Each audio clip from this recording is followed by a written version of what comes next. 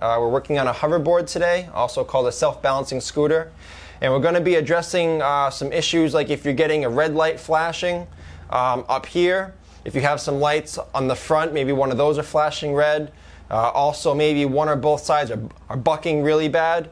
Or maybe one or both sides has cut power completely and is just not self-balancing. It's most likely a calibration error. We're going to show you how to calibrate it. And if that doesn't work, we're going to show you how to open it up and change out some parts to fix it, assuming a part's bad, which is why it's not calibrating. So just to show you an idea of what we're going to work with, this is a somewhat common type of error you'll see. One of these sides will be red, or this warning on top will be red. So it's going to be very common to get a red warning light, but also if you go to step on it, it won't be working. So red light or no red light, if it's not working, we'll show you how to do it. So in order to calibrate this, it's fairly easy. Turn it off. Put it on a level surface, as level as possible, maybe a table or right on the floor. Get it as even as possible. Hold it there. And instead of just turning it on, hold the power button down. Keep holding it. Now you'll hear that beep, let go. As you can see here, this side is flashing blue and this side is not. If they were both flashing blue, it means that both sides were calibrated and you're all set. The fact that this one is not flashing blue means that it didn't work. So it wasn't a simple calibration issue, this was a bad board. If you don't have lights in the front, some hoverboards don't have those, all you'll have to go on are these lights up here.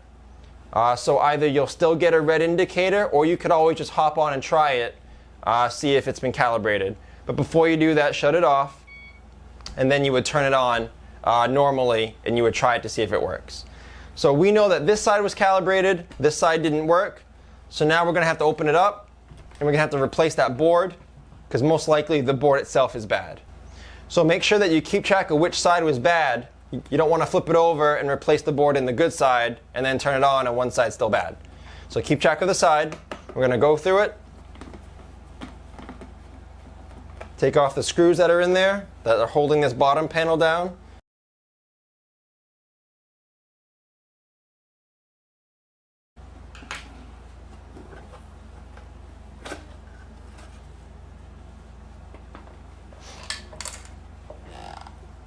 Alright, so this is the board right here. I'm not sure if you can see that. This is the board that we're going to be replacing right here. So we're going to unplug this. A good thing to do, if you want to make sure you know where things go, take a picture of this. Because if you can see right here, this plug doesn't take up the entire socket here.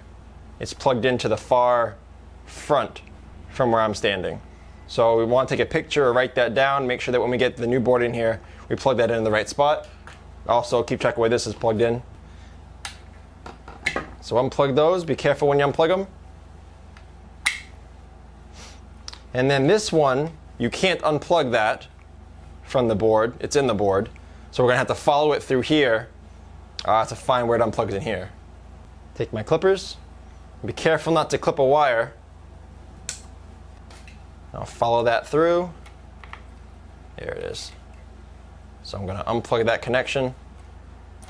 There we go. So now I'm going to unscrew this board.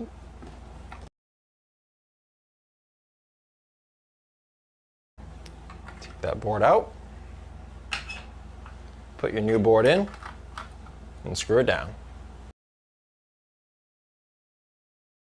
I'm going to take this, plug it back in. Now if you have a wire tie, a small little wire tie, then great, use it. Bundle that thing back up. If you don't, you can use some electrical tape. Now we're going to go ahead and plug back in. Where'd they go? Here it is. So now we're going to plug these back in. Again, remembering where it was plugged in, because it doesn't take up the entire socket. Click. So the side that had the issue that we opened up, this was a fairly easy side to work with your wires on. Keep in mind though that the other side, if that's your bad side, you're going to have a battery in here. So all these wires are going to have to go just so around that battery to fit back under here. So we were fortunate to have a good side with this hoverboard, but just keep that in mind if you're working on the other, if you're working on the other side of it. So we'll place that back over, clamp that down. Before you get all your screws inside, just flip it over, turn it on, maybe calibrate it again like we did. So keep it level. We're going to calibrate it all over again. Hold down the power button. Keep holding. Okay. Now as you can see, both sides are flashing blue. There's no red indicator there. And if you were to stand, oh, and now we turn it off. And if you were to turn it on, again, now we're in good shape. There's no red indicators anywhere. And if you were to stand on it, it would self-balance. So we fixed this. The first thing you do is calibrate it. That's the easiest thing to do. But if the board is bad and that doesn't work, swap your board out, calibrate it again. And as you can see, it's fixed. Remember though, oops, gotta turn it off.